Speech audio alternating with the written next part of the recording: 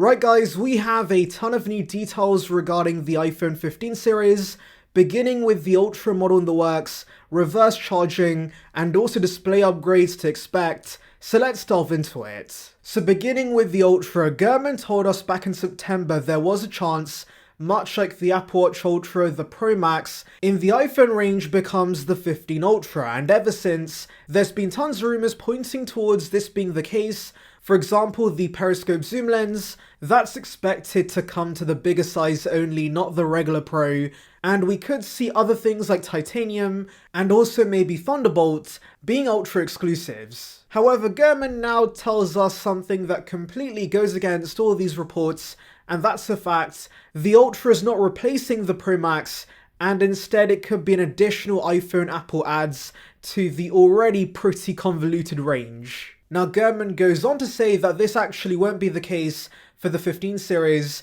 and instead we could see this with the 2024 lineup. So yes, an iPhone 16 Ultra could be in the works, not a 15 Ultra. Now Gurman adds that there is a possibility the Plus is killed off, and so we have one regular size and 3 Pro sizes, and while that could make sense, I still think that's too convoluted.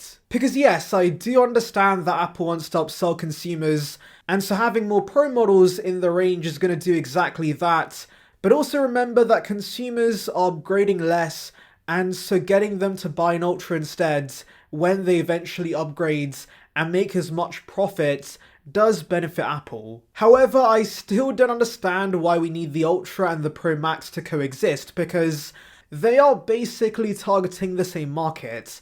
Those who want the Pro Max are getting it because they want the biggest and best iPhone on the market, and so why would Apple offer an Ultra above that?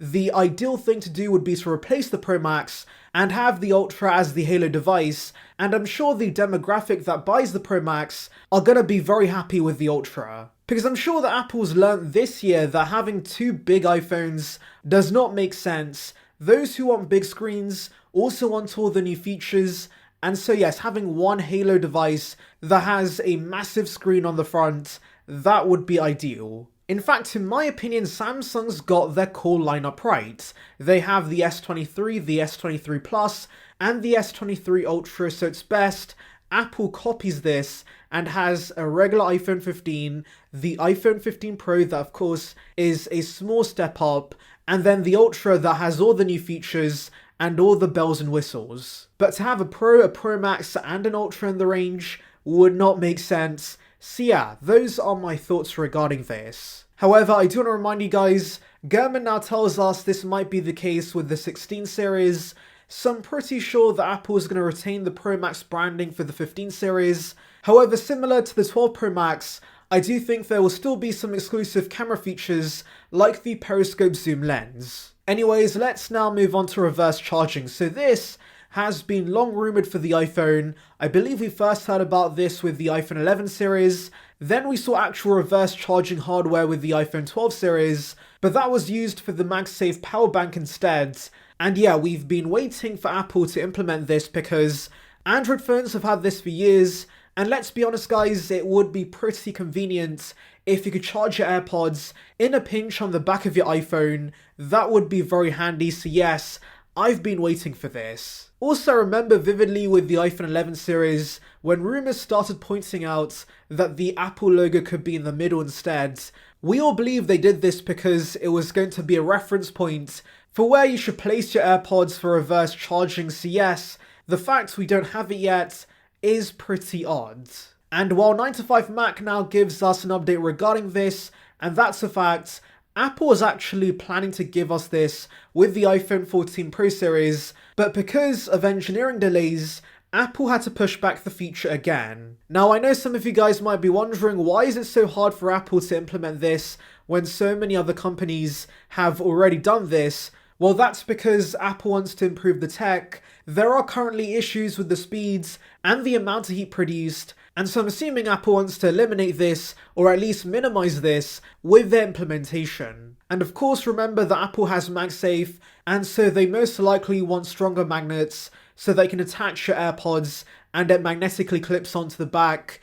I think that would be nice. So yes, one could argue that Apple's overcomplicating this, but I'm glad they're trying to improve the feature because reverse charging has not seen major upgrades since it launched with the Galaxy S10, so if Apple could improve the speeds and also reduce the heat produced, then yeah, that's fantastic news. However, 9to5Mac does remind us there is a chance that Apple could scrap this entirely because they could not meet their requirements, and yeah, that's always the case with any feature in the works. Apple could scrap it last minute, so temper expectations, but hopefully we do see this. Let's now move on to details regarding the display panels for the iPhone 15 Pro series, because what was surprising this year was the fact the iPhone 14 Pros actually had a better display than Samsung's own offerings. Samsung for some reason gave Apple the better displays with the high peak brightness and chose older display tech for their phones, which is an interesting move, and Apple's going to further extend their lead in this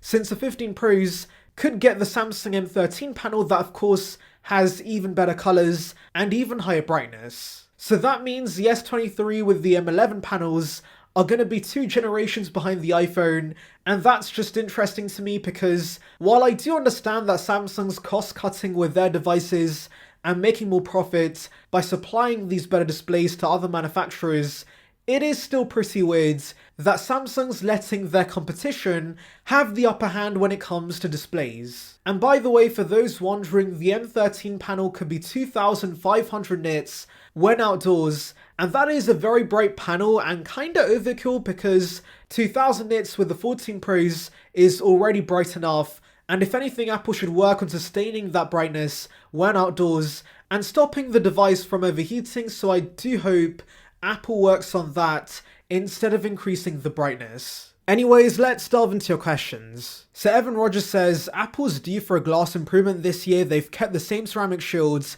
for 3 generations. Corning has better material science now versus 3 years ago. Now this is regarding my comment that Apple can't give us a curved display on the front because ceramic shield requires the display to be completely flat. And yes, Evan makes a good point. There is a chance that Apple just gives us ceramic shield Gen 2 that's made for curved glass, but personally I'm still hoping we see a flat display because, as I've said, this works better with screen protectors. So yeah, that's about it guys, but tell me your thoughts regarding these rumours in the comments. Anyways, thank you for watching guys, make sure to like and subscribe for the latest Apple news and rumours, and on that note I'll see you guys in the next one.